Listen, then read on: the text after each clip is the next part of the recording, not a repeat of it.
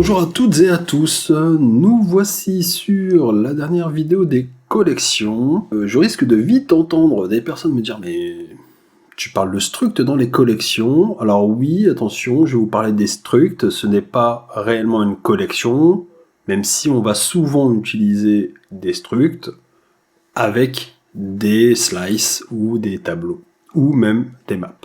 Donc c'est pour ça que je fais un point sur les structs, et puis on verra effectivement au niveau des tableaux, comment utiliser des tableaux de structs ou des slices de structs. Mais effectivement, struct n'est pas réellement une collection, c'est plutôt un type personnalisé.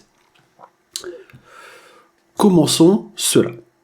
Depuis le départ, nous voyons des types prédéfinis. String, int, float, bool, c'est cool. Mais un programme ne se fait pas qu'avec les types fournis par Go. On va donc avoir besoin d'autres types personnalisés.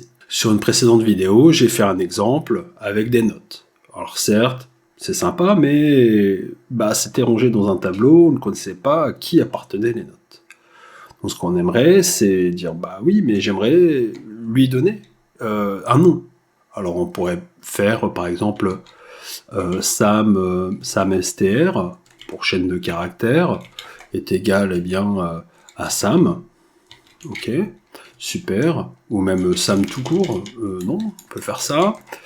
Sam note. Ok. On pourrait faire ça. D'ailleurs, on met qu'une. On pourrait faire cela. Mettre 23. Si je mets pas mes 2 points, je vais avoir des petits soucis. Etc., etc. Alors on va se dire, ah oui, mais s'il n'y en a que 2 d'éléments, on pourrait peut-être utiliser une map, et faire, tiens, une map, on pourrait l'appeler note, pourquoi pas. Ok, et puis je dis, tiens, ça va être une map, ou alors on va faire tout de suite un make, avec ma map à l'intérieur, qui sera donc de type string. Voilà, ce que tu m'as fait. De type string, et puis en deuxième élément, par exemple un float. 32, admettons. Voilà. Ok, on pourrait très bien faire cela. Oui, si je mets un mot-clé var, j'ai pas besoin du 2 points. On pourrait très bien faire cela.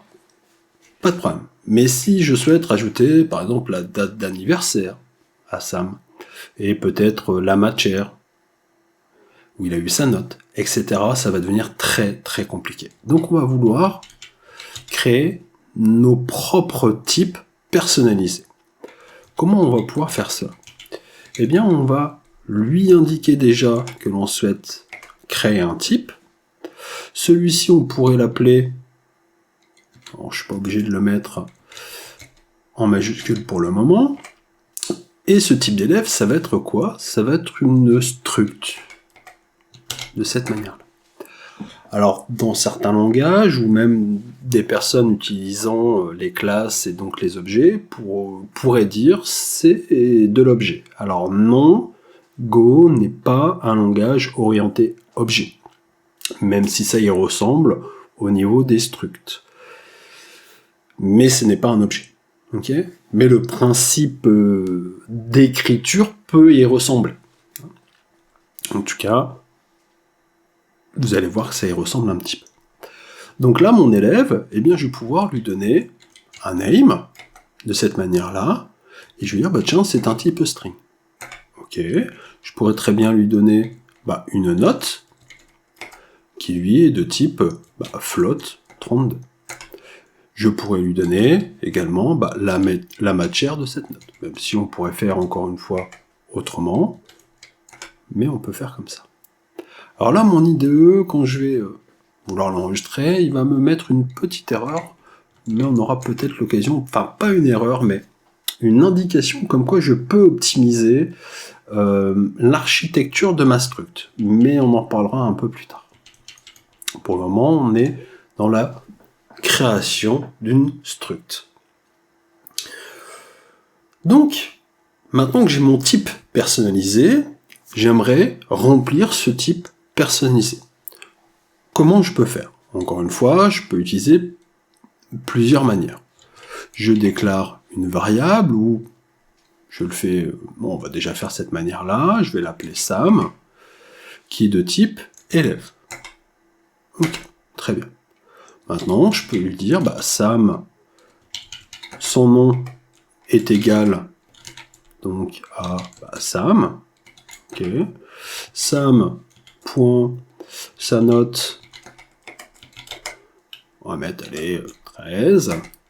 Sam, note, est égal, pas note, pardon, matière, est égal à français. Alors, je peux pas mettre le CCD avec mon clavier aussi facilement, je vais mettre maths.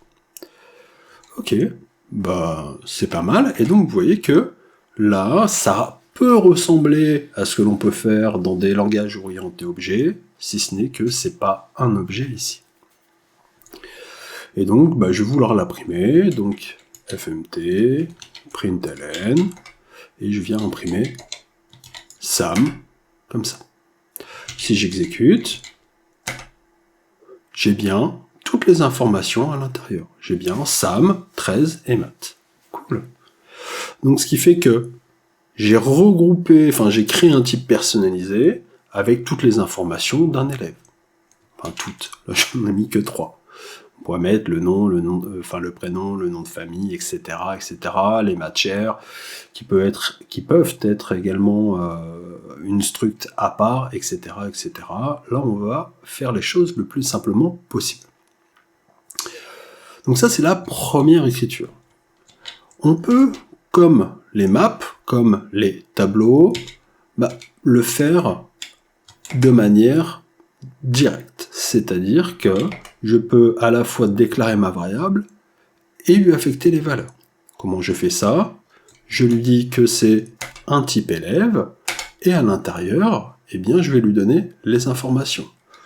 Donc première technique de la deuxième, on va dire, c'est-à-dire que là, dans mon élève, je vais remettre Sam, ok, virgule, ensuite on a notre note, hop, 12, j'ai pas mis ma virgule, et ma matière, où je vais mettre maths, pardon, hop, ok, et ma virgule.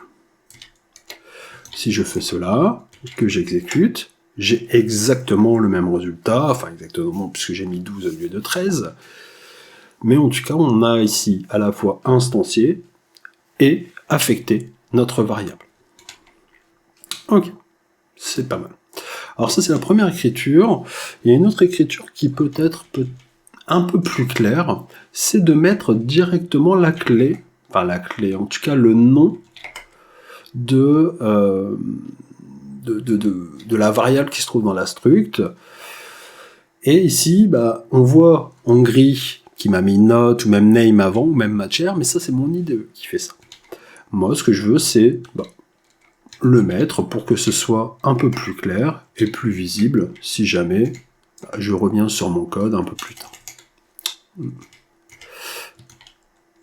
Donc là, c'est plus visuel, en tout cas à ce niveau-là. On a bien donc à la fois le nom, la variable se trouvant dans struct, donc name, note ou matière, et ensuite ses valeurs, avec le 2 points entre les deux. Donc ça, c'est une technique que je vais souvent utiliser, parce que clairement, je trouve ça beaucoup plus clair. Voilà au niveau des structs.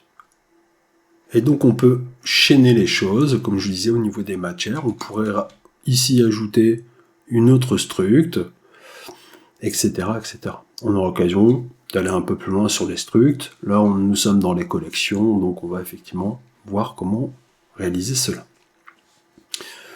Donc, la struct étant terminée, ce que je vais vouloir faire, c'est faire un tableau de struct et le parcourir et voir comment on peut afficher les choses. Donc, je vais créer une variable, et comme ça va me permettre de vous montrer le make sur notre slice. On va mettre élève au pluriel. Alors je ne vais pas mettre le type ici, puisque je veux le mettre directement dans mon make. Donc là, je souhaite créer un slice. Donc mon slice, il est de quel type? Il est de type élève. Comment on lui indique que c'est un slice? Avec nos crochets et de type élève. On lui donne une taille de départ. Combien j'aurai d'élèves au minimum? Vous pouvez mettre 0. On aura l'occasion de reparler de cela, puisque là, on lui donne une taille de départ, mais il existe aussi une autre information qui est la capacité. Okay. Et donc la capacité, on pourrait lui dire qu'on lui met une capacité de 10, mais on reviendra encore une fois dessus. On essaie de faire les choses le plus simplement possible. Donc là, j'ai créé. Pourquoi? J'ai fait une création de tableau d'élèves, parce que si j'utilisais juste à cet instant le type de crochet élève, eh bien, j'aurais eu un nil, parce qu'il ne crée pas automatiquement un emplacement mémoire, et donc je n'aurais pas pu rajouter des élèves à l'intérieur.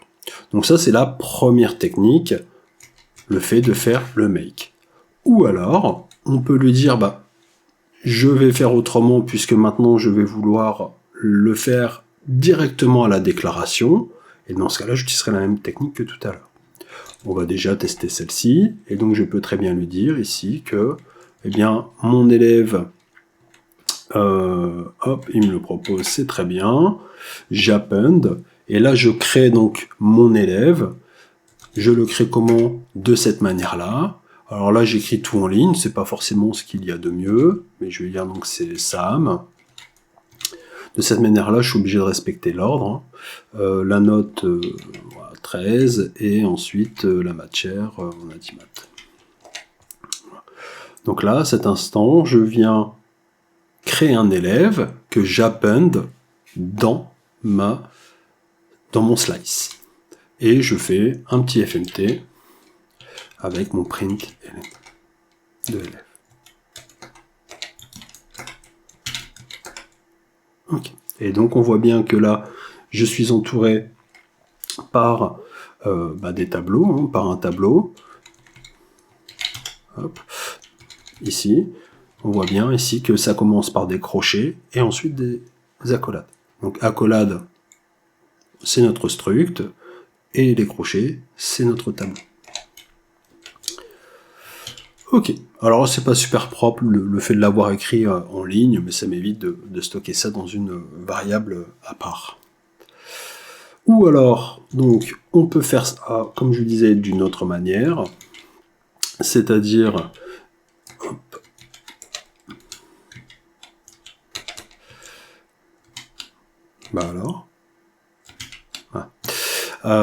c'est de déclarer tout de suite notre tableau de type élève. Je viens ouvrir mes accolades, et puis ici, attention, là à l'intérieur, c'est pas une chaîne de caractères, ce n'est pas des hints comme on avait pu écrire, donc là c'est une struct. Donc ce qui fait qu'il faut que j'entoure de nouveau ici d'accolades. Et donc là je fais la même chose, j'écris Sam, une note, peu importe, et ici on va lui dire que pareil, maths, pour pas changer. Je mets une virgule, sinon il va me dire c'est pas bien. Donc, encore une fois, même si c'est le dernier élément, virgule. Je vais créer un autre élève, qui aura pour nom mon petit, note 28, non, mais 20, et matière, non, pourquoi je l'ai écrit manuellement? Je pourrais l'écrire, mais on va rester sur les maths. Et, encore une fois, on n'oublie pas la virgule. Si j'imprime maintenant ces informations, ici, j'ai donc bien un tableau, un slice, avec mes deux éléments à l'intérieur. Ici, je ne suis pas obligé, d'ailleurs, il me l'indique, de mettre élève, puisque comme c'est un tableau d'élèves, par inférence de type, il le comprend. Donc ici, mon élève, je suis pas obligé de le mettre. D'accord? Mais vous pouvez, hein, ça c'est pas... Voilà. Voilà, en tout cas, au niveau de la struct et des slices avec des structs à l'intérieur. Alors, vous pouvez faire la même chose sur les maps, hein, rien ne vous empêche de mettre une structure sur les maps sans aucun problème. Après, c'est à vous de choisir ce que vous voulez faire. On va boucler dessus, tant qu'à faire. Donc, for, toujours la même chose. Donc là, on est dans un slice. Donc le premier, c'est l'index. Est-ce que j'ai vraiment besoin de l'index? Je pense pas. Donc là, je vais mettre un underscore pour dire non, je vais pas utiliser l'index. Moi, ce que je veux, c'est récupérer ma struct, enfin mes éléments. Ensuite, je peux appeler ça élève, pourquoi pas, au singulier, puisque je récupère à chaque tour de boucle un seul élève. Et je viens faire mon range avec mon tableau, en tout cas mon slice d'élèves. Et ensuite, je peux faire un FMT avec mon print ln, et je peux afficher mon élève, et vous voyez que je peux par exemple afficher juste le nom de mon élève. Voilà, j'affiche, j'exécute, et j'ai bien donc sa Mélanie à cet instant. Voilà comment on peut boucler sur un slice avec des structs. Encore une fois, on pourra améliorer les choses en faisant ici un printf. Hop, tac. Voilà.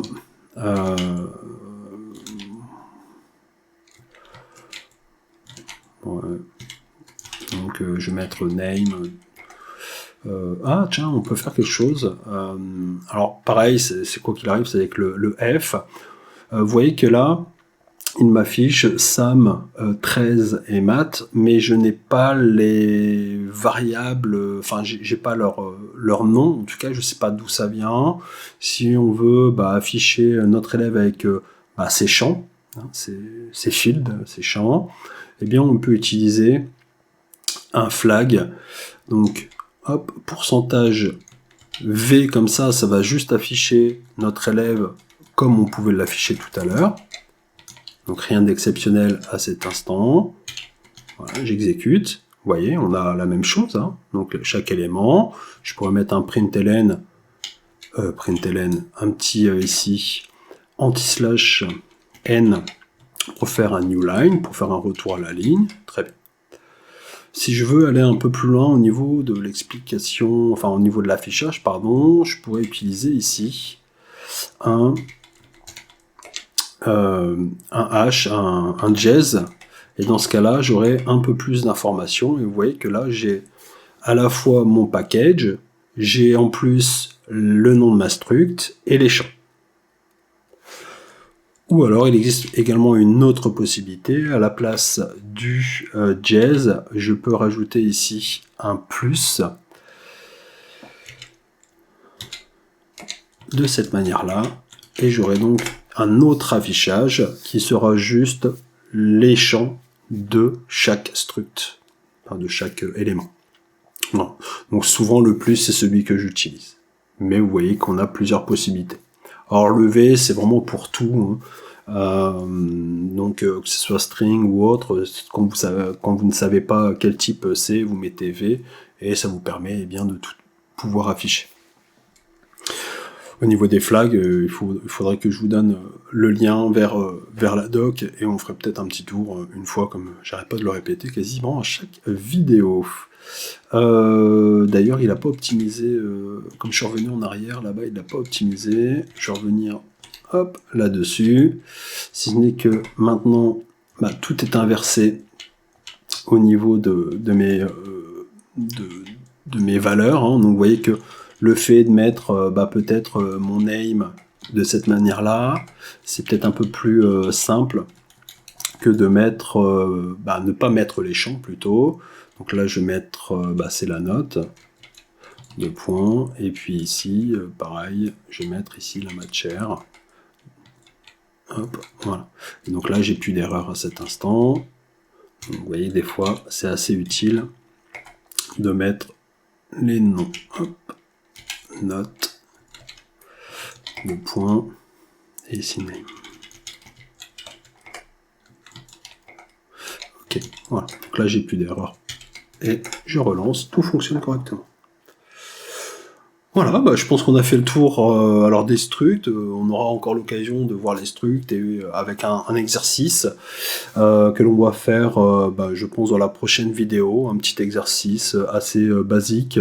Je n'ai pas encore, enfin j'ai le choix sur plusieurs. Je vais voir ça. Mais on a vu en tout cas comment démarrer avec le langage Go, avec les différents types, nos propres types, les tableaux, les slices, les maps, les conditions, les boucles, et donc on a déjà un minimum pour pouvoir utiliser les choses. On a pareil pour les fonctions, pour éclaircir, regrouper les informations.